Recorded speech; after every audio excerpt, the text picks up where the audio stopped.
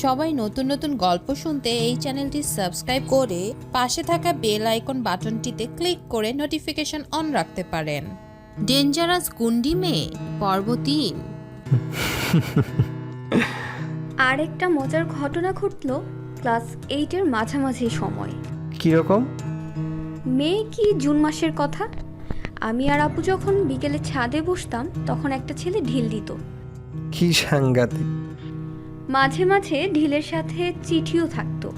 চিঠিতে কি লেখা থাকতো? কি করছো, কিন্তু কোনো নাম লেখা থাকতো না। তারপর একদিন দেখি ছেলেটা ঢিল দিয়ে ওয়ালের পাশে দাঁড়িয়ে আছে। তারপর? আমি ঢিলটা কুড়িয়ে নিয়ে একদম ছেলেটার মাথায় সোজা ফেলে দিয়েছি, কিন্তু ঢিলটা গিয়ে ছেলেটার কাঁধে লেগেছে। আর ছেলে ও মা গো বলে নেড়ি কুত্তাগুলো যেমন মাইর খাওয়ার পর দৌড়ায় আর পেছনে তাকায়, ঠিক সেইভাবে পিছনে দেখছিল আর দৌড়াচ্ছিল। এরপর আর কোনোদিন ওই ছেলেকে আমাদের বাড়ির আশেপাশে দেখিনি। এমনকি যদি বাইরে কোথাও দেখা হতো ছেলেটা মুখ লুকিয়ে পালাতো। আপনি তো আসলে আমার কল্পনার বাহিরে কোনো ক্যারেক্টার। খুব মজাই লাগছে আপনার গল্পটা। ওই চুপ, আমি কি আপনাকে মজা নিতে বলেছি? আরেকবার হাসলে এক ঘুষি দিয়ে সব দাঁত ফেলে দেব। ওকে, আর হাসবো না। তারপর কি হলো বলেন? পাড়ার প্রায় সব ছেলেই আমায় প্রপোজ করেছিল, শুধু একটা ছেলে ছাড়া। ছেলেটা বেশ স্মার্ট আর খুব ভালো ছাত্র ছিল। আমি যখন 8ম শ্রেণীতে পড়তাম তখন ছেলেটা 10ম শ্রেণীতে পড়তো। ছেলেটা খুব ভদ্র ছিল, কারো সাথেই মিশতো না, খুব কম কথা বলতো আর ভাব নিয়ে থাকতো। আমার মতো? ফালতু কোথাকার, চান্স পেলেই নিজেকে নিয়ে লাফালাফি করা। কি বললেন? চুপ। তো আমার আবার এটা নিয়ে খুব ইগোতে লাগতো, কেন এই ছেলের এত ভাব। তাই আমি আর আমার ভাগ্নি মিলে ছেলেটাকে প্রতিদিন টিজ করা শুরু করি। কি সিরিয়াস মেয়ে রে বাপ! আমার ভাগ্নি বলতো, আন্টি দেখো তোমার জানু যাচ্ছে, আর আমি একটা ফ্লাইং কিস দিয়ে বলতাম, আজকের ড্রেসটা অনেক সুন্দর হয়েছে, হেব্বি লাগছে, ইত্যাদি। তারপর কি হলো বলে? প্রথম ছেলেটা পাত্তা দিত না। তারপর? এর কিছুদিন পর দেখি ছেলেটা মুচকি মুচকি হাসে, আমায় দেখে। তারপর? ছেলেটার এসএসসি পরীক্ষার পর আমায় প্রপোজ করে। আমার সেদিন খুব ভালো লেগেছিল, কারণ আমি ছেলেটার মুড ভাঙাতে পেরেছিলাম। তারপর আপনি রাজি হয়ে গেলেন, তার আর আপনার প্রেম শুরু হলো। দেন রোমান্টিক স্মৃতি, দেন ব্রেকআপ। চুপ, এত বেশি বোঝেন কেন?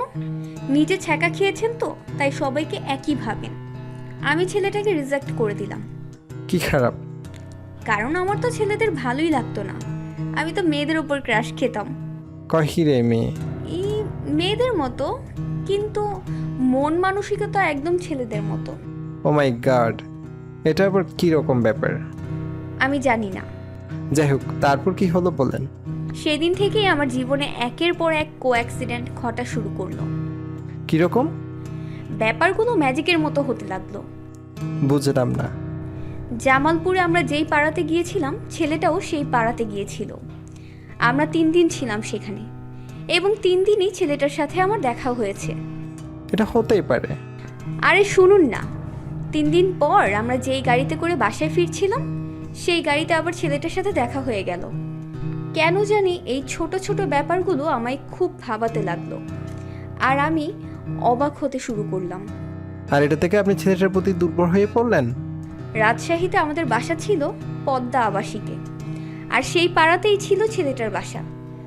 অথচ সেই বাস জার্নির আগে কোনোদিন আমি ছেলেটাকে দেখিনি। তারপর?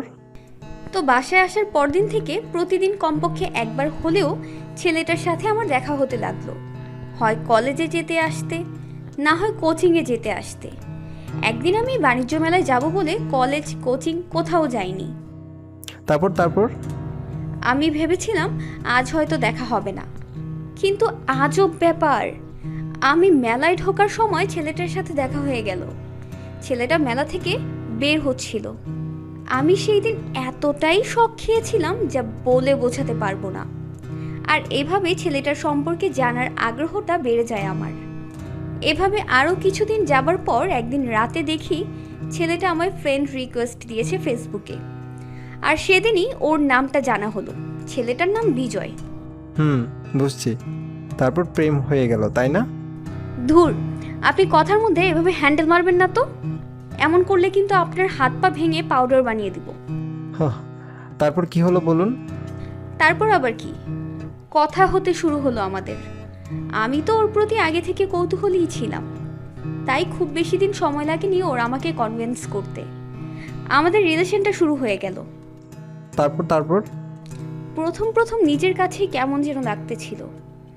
মনে হচ্ছিল আমি কি মেয়ে হয়ে গেলাম নাকি, আর একটা ছেলের সাথে রিলেশন করছি আমি। ব্যাপারটা নিজের কাছেই অদ্ভুত লাগতে শুরু করলো।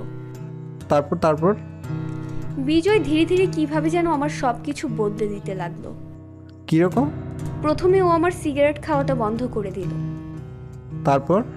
তারপর ধীরে ধীরে আমার মাথায় মেয়ের ভূত চাপাতে শুরু করলো। আমি ধীরে ধীরে আম্মুকে রান্নার কাজে হেল্প করতে শুরু করলাম, এবং কিছুদিনই মোটামুটি রান্না সহ মেয়েদের অনেক কাজই শিখে গেলাম। আস্তে আস্তে নিজের ভেতরের সুপ্ত নারী সত্তা জাগ্রত হতে লাগলো। জানেন, এখনও না আমার এসব ভাবলেই অবাক লাগে। আগে কখনো ভাবিনি আমার দ্বারা সাংসারিক কাজ হবে, কিন্তু সেই সময়গুলোতে আমি সংসারের স্বপ্ন দেখতে শুরু করলাম। বাহ, ভালোই করেছি বিজয় ভাইয়া। ভালো না ছাই। আমাদের রিলেশনের কয়েক মাস পর আমি জানতে পারলাম বিজয় ছাত্র রাজনীতির সাথে জড়িত। তাও আবার ছোট মোটো কেউ না, বলা যায় পাড়ার ক্যাডার। অনেক মারামারি নাকি করেছে ও, সব সময় নাকি সাথে অস্ত্র নিয়ে ঘোরে। তারপর প্রথম দিকে লুকিয়েই সব কিছু শেয়ার করলো। ও হয়তো চাইলে আমার কাছে ব্যাপারটা লুকাতে পারতো, কিন্তু তা করলো না ও। তারপর ও আমাকে এটাও বলল, দেখো, আমি যদি আজকে তোমাকে সত্য কথাগুলো না বলি, তবে তুমি অন্য কারো কাছে কথাগুলো কখনো জানলে আমাকে আর হয়তো বিশ্বাস করতে পারতে না। তো আপনি কিছু বলেন না?